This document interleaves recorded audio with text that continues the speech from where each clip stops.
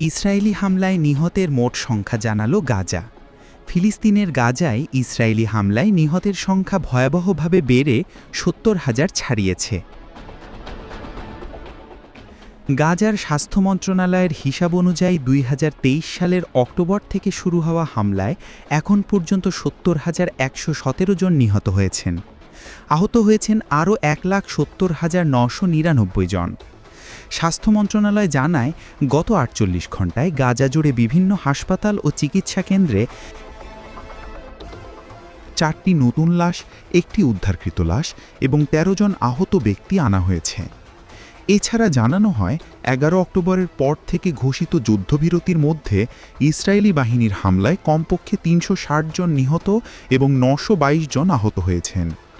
ওই সময় উদ্ধার করা হয়েছে ৬১৭ জনের মরদেহ।